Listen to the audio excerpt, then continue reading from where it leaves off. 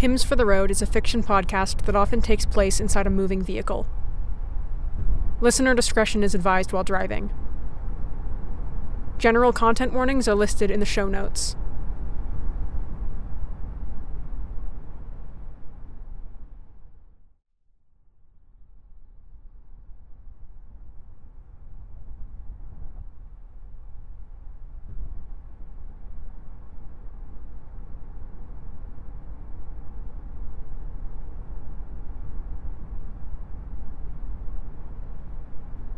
Sure has been a while. We'll find it, Copper.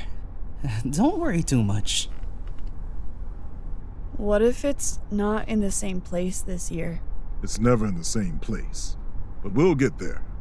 I don't mean the cornfield, Silver. It doesn't move, Copper. It'll be in the same spot it always is. We'll get to it. We always do.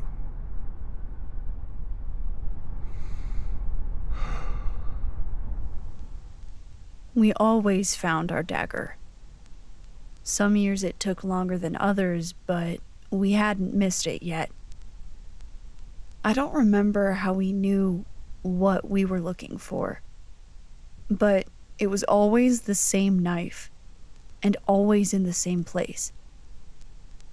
It was only a matter of getting to that place and getting back out. So, anybody want to hear a joke? Amber? Silver? Lighten the mood a little bit? No. I'm game for a joke. Okay. So, a dog walks into a bar. They should have kept their eyes open. Huh? I don't get it. Get it? The dog walked into a bar because their eyes were closed? Huh? Huh? Not your best work, Glass. I didn't think so, though.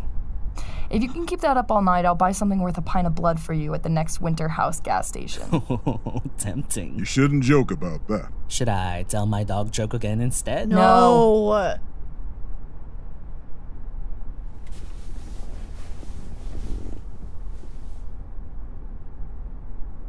Everybody remember the rules for tonight? Don't talk to them unless they talk to you. And only say what you have to. That's the biggest one. Don't look them in the eyes. Don't take your mask off. No singing once we're past the walls. We done this enough times, you think? Obviously. Getting a little sharp, Amber. Sorry. I'm just excited. You're excited? I like Halloween. Well, I don't relate to that at all. Maybe we could read some cards? Pass the time? I'm not getting anything from them right now.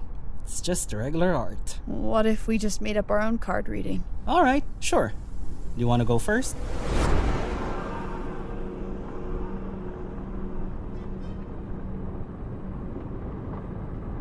And I'll never get used to that. Well, here we are, y'all. And there it is. We couldn't see it up ahead. You never could. We were driving through a pine forest, dry needles strewn out all over the narrow street. And suddenly, we were shooting out into the field, the spontaneous tree line at our backs. The cornfield. It was a world all on its own, one we could only get into on Halloween night. I don't know if you could reach it outside of a car, but it was endless. A sea of yellowing corn stalks, not a speck of fruit on them as far as the eye could see. Eventually the trees would disappear. We couldn't get back to them either, not until morning. The sky was purple, and black and red. The moon orange and unfathomably enormous, like it was hovering just above us, watching. You see the town? I think so. Look, over there. Where? Over this way. I think you're right. Anything on the cards now, Glass? I think my cards might be drunk, actually. What? Well, they're just showing me really blurry close-ups of random objects. I don't know what this is supposed to mean. What? Let me see. Sure. Here. Oh. Right. I forgot I can't see You them. forgot you can't see them? Well, I'm gonna find somewhere to park. Everybody get your costumes on.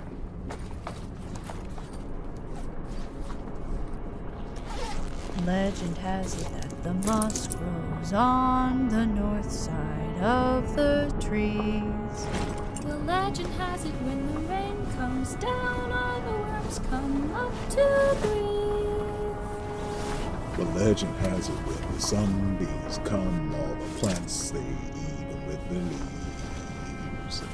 Legend has it that the world spins around on an axis of 23 degrees.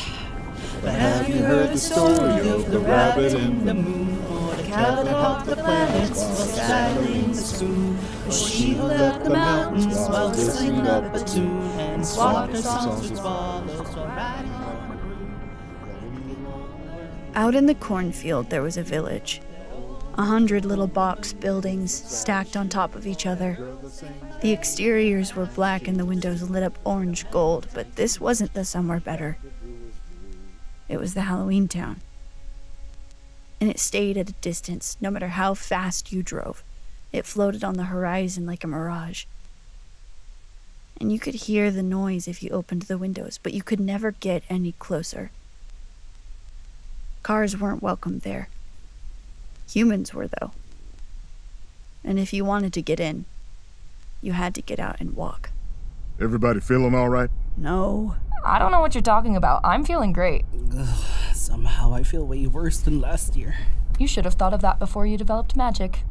I'm immune to the bad vibes. If you got any singing left in your system, get it out now before we get to the gate. Nope. I feel great.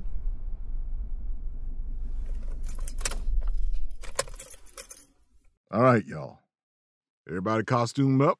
Yep. I'm gonna bring a spell, just in case. Which one? Fire. Just a small one. What are you planning on setting on fire? I'm not gonna set anything on fire. I just thought it might be a good distraction. Or a light. It's not even that big. Focus, y'all. We get in, get the dagger, and get out. Then we're home free until the solstice.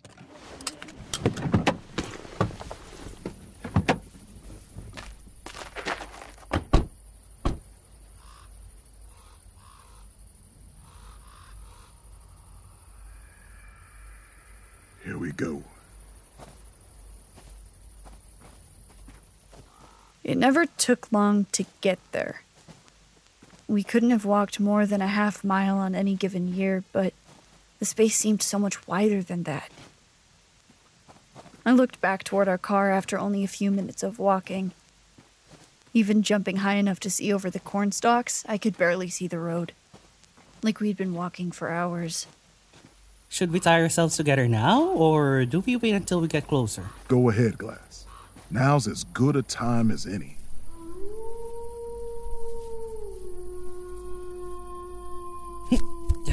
Here, Amber. You're next. Got it? You got it, Copper? Yes, You sure you don't need help with the knot? I can do the knot just fine. We gotta hurry, y'all. Night's already half over. Come listen, all ye fair maids, to how the moral goes. Nobody knew and nobody knows how the pobble was robbed of his twice 5 toes, or how the dawn came to own a luminous nose, Or how the jumblies went to sea and sheep that they rode, and and came to shore by the Chambly Bore where balm trees. Silver was right. The night was already half over. But it was hard to tell how late it actually was, considering the brightness. The whole world was bathed in orange light from that enormous moon. It had the strange quality of lighting everything up only halfway.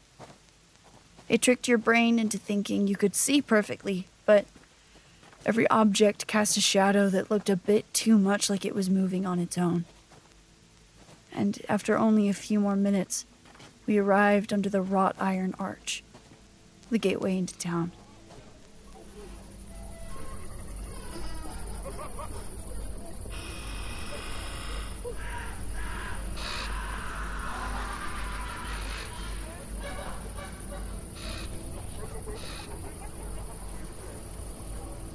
We're here. Mask on, y'all. Sooner we get in, the sooner we can get out. Don't stay past sunrise. You know, that would be a lot easier if there were any indication of what time it is. The moon moves. You just have to watch it closely. Lead the way, Gladys. If you wore a mask, the folk couldn't tell you were human. Everybody's a monster in there. We weren't the only humans either. Lots of people come here to get their own solstice items for their own places. Not that I could tell who was human. The party couldn't even tell each other apart. That's why we were tied together. As we passed under the gate, my friends distorted in front of my eyes.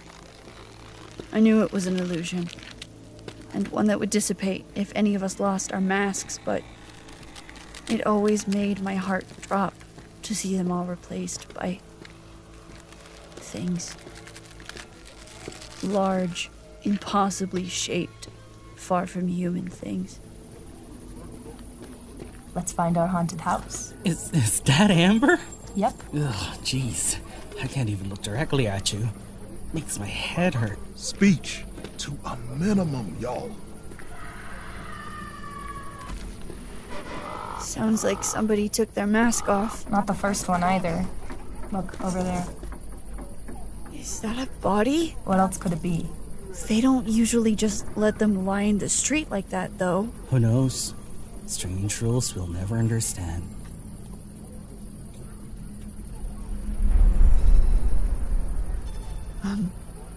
Guys? Yeah? That was the first time I saw them, just a ways away from the body. A figure standing about 100 feet behind us. A human-shaped figure. The most human I could see at all. The folk don't usually bother with looking human here, but this one was just standing there. In plain black clothes and a stark white mask of a goat's head. I thought it was an illusion, or my imagination, because I looked away for a moment, and they were gone. Nothing. I'm just, you know. Yeah, darling. We know. Good evening. Good evening to you as well. Little small, aren't we? Hey, I just like squeezing into small spaces this time of year. Some of them are awfully difficult to climb into, I will admit. Enjoy the evening.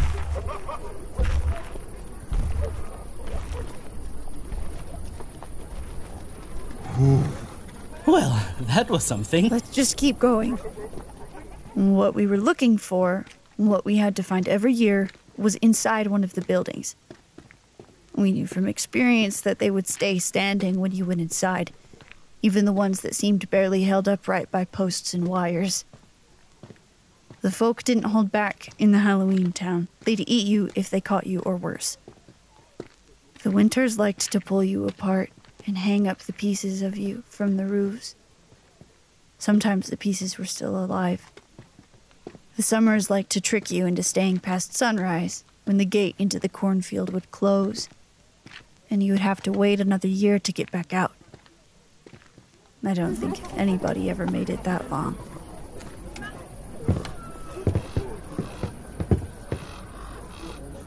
Anybody care to do the honors? Me, I want to do it. You're a freak, Amber. Better than being terrified. Here we go. Ding dong.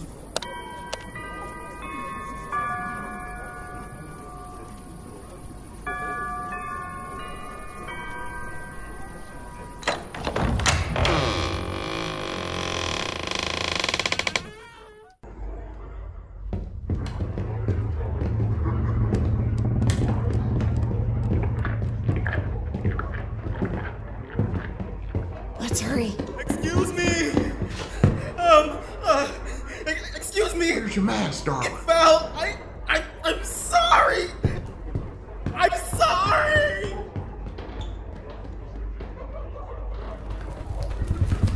Where did it go? Where did... what? The human. Where did it go? That way. The folk vanished into a crack in the floor. No doubt they'd catch up to that poor bastard soon. Whatever solstice item they were looking for, they wouldn't need it now.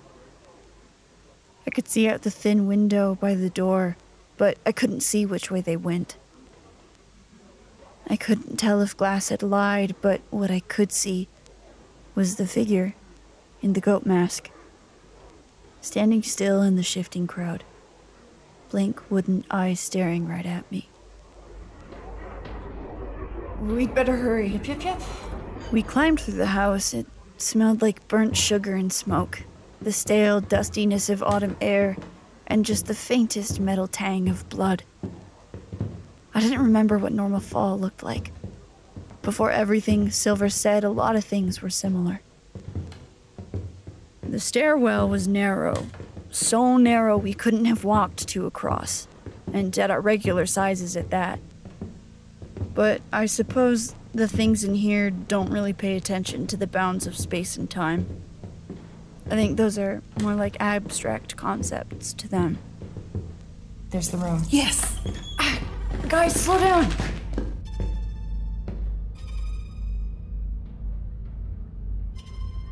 Where's the dagger? Maybe it fell off. We can look for it. It was right here, Glass. Look, there's still an indent on the pillow. It's always right here. Where did it go? Chill out, Copper. We'll find it. No. What? No. We need to go. We'll figure something else out. What? We need that knife, Silver. We're screwed if we don't have it. Listen, every human here looking for their own thing had to find out about theirs somehow. We'll find out about a new one. Silver, we're not gonna make it through winter without it. Glass. Somebody's trying to make sure we stay here and look for it. Somebody's trying to keep us from getting back out on time. We need to go. Body. Huh? There's another dead body in the corner. There's lots of dead bodies, Amber. No, a whole intact body. Like the one we saw on the street. Look at this. It looks like they've just been stabbed. Sure does. Same thing will happen to us if we don't. Silver, it's Halloween. Since when does a folk just stab someone and leave them? They never do stuff that simple. The agony is the whole point tonight. Their mask is still on.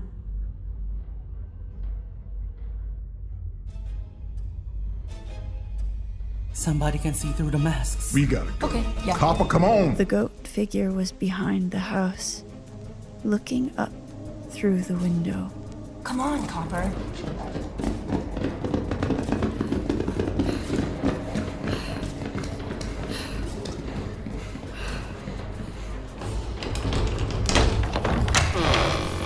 Hurry, y'all, hurry. Hurry! You're going too fast! Wait, guys! Come on! The knot! It's coming loose! Something ran into me, and I was on the ground. I stood up as quickly as I could, making sure my mask was secure on my face. Wait! My party disappeared into the crowd. Wait. I was alone, surrounded by creatures, maybe people, most likely not. I couldn't even look for them. The shifting forms and barely decipherable illusions meant that I wouldn't even recognize my friends if I saw them. As I looked for anything familiar, I stumbled back, clutching the slash across my arm. The pain rang through my nerves like an electric shock. Blood slid out between my fingers and behind me. The figure in the goat mask. I ran.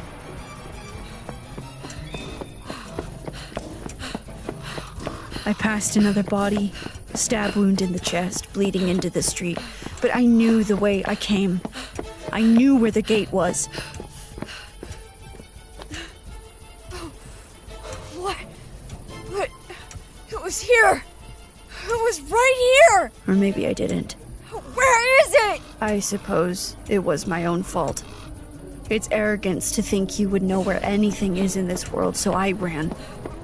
I ran until I couldn't. Until I met with a smooth stone wall, almost 20 feet high. No. I was bleeding, and I didn't have much to stop it. They would be able to smell it soon. Fresh blood. They'd be on me like a swarm of wasps.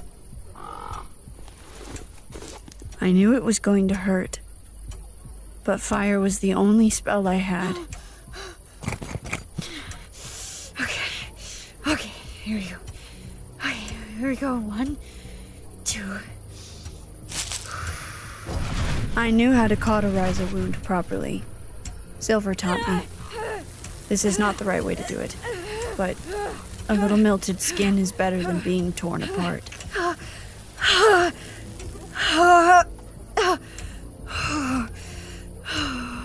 But even after replacing the smell of blood with the smell of burnt flesh, I wasn't safe. I hadn't escaped the person in the goat mask. You! Why aren't you joining the party? You're being awfully rude right now, you know? They drew something out from the waistband of their pants. A knife. Hey, that's our knife. Our sacrificial dagger, the one we needed for the winter solstice ritual. The one we wouldn't survive without. Blood dripping red from the ragged tip of it. They lunged. The goat person swung at me, missed, and I kicked their leg out from under them. I had a moment. I could wrench the knife away from them and run. Try to make it to the gate on my own. But I didn't. That's mine! I don't know what happened to me. Of course there are places that bend the way you think on Halloween. In this place, even otherwise benevolent folk can become bloodthirsty monsters. I suppose on some level it could happen to humans too. I needed that knife. My friends needed that knife. They might die without it. This person might kill them by keeping it. Folk didn't even need knives. This one was just doing it for fun. Give it to me! I suppose I didn't mean to take the mask off. Or maybe I did. But as I wrenched the dagger from their hand, my elbow pushed the goat head off their face. What? They were human. Just as human as me. Ooh, did you find one? I spy a human. It was an accident. I get the first pick! I've one all night. Stretched it out for me! The knife was cold in my hand, but it pulsed, sending a thick, bassy thump up through my arm, beating through my chest. A folk nearby, a long, spindly thing with too many stick-like legs, had a heartbeat. I could feel it. But folk didn't have heartbeats. Humans did.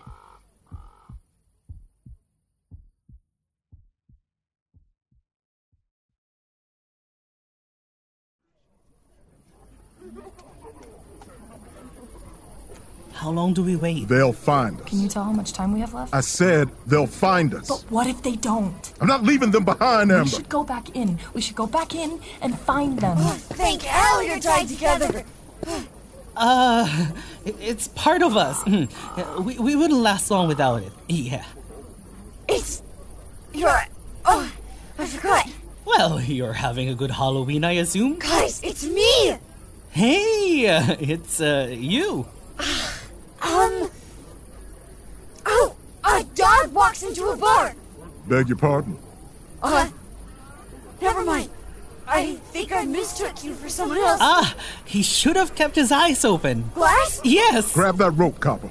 We gotta go. I got the knife! Great. Move. We sprinted to the gate, our dagger pulsing in my hand. And behind me, above the shouting and laughter and crows, I thought I could still hear the goat person screaming as they ripped them to pieces.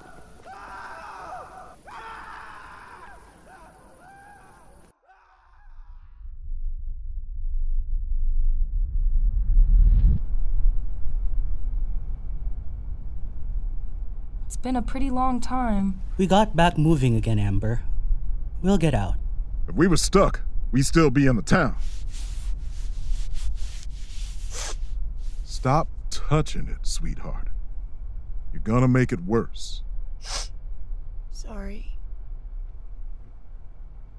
Sorry? Why are you Don't sorry? apologize. You We're just almost glad you're died. alive. Look at me. Are you all right? Yeah.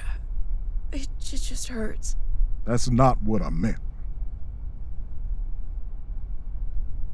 It was a human. What was? The one stabbing all the people. It was a human. They were using our knife to detect other humans. This was the one that came at you? Come here. Once we're out of here, we'll find something better to put on your burn. And we'll wrap it up nicer. We'll find somewhere quiet to park, and you can get some rest when the sun comes up. It's over. You made it. Glad you got out of there safe, cop. I don't want to sound like I'm happy about any of this, but you did kind of save our hides for the solstice. Yeah, you got our knife. We'd be screwed if it weren't for you. You did good. I'm real proud of you. Thanks, guys. We already wrapped that knife up, right? Yep, it's back in its towel prison until the solstice. Good. That thing creeps me out. Hey! And we're out! We made it. You see? It's just like I said. I don't know what everybody was so worried about. When we pull over for Copper's medical stuff, I'm getting something pumpkin flavored, and I don't care how much it costs. All right by me. We might as well do something fun. So, how about it, Copper?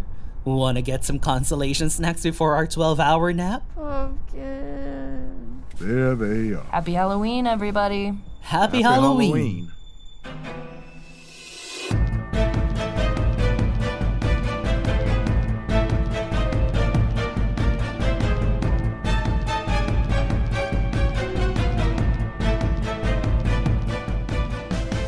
Hymns for the Road is a podcast written and produced by Anna Maguire, starring Maurice Thomas as Silver, Pao Panginiban as Glass, Griz Siebeneck as Amber, Tabitha Bardall as Copper, and featuring Zane Schacht as the Goat Person, and Tarek, Esaw, Autumn, Toler, Vincent, Holmes, Justice Washington, and Anna Maguire as the Folk.